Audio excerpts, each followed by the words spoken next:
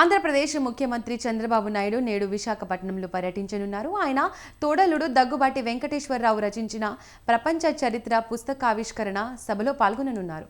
ఈ పుస్తకావిష్కరణకు హాజరు కావాలని దగ్గుబాటి వెంకటేశ్వరరావు స్వయంగా వచ్చి చంద్రబాబును ఆహ్వానించిన నేపథ్యంలో ఆయన ఈరోజు విశాఖకు వెళ్లారు.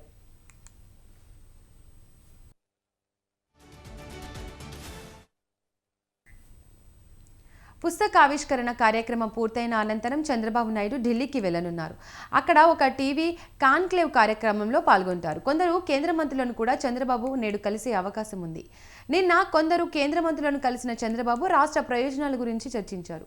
తర్వాత నేరుగా ఆయన బయలుదేరి విజయవాడ చేరుకోనున్నారు.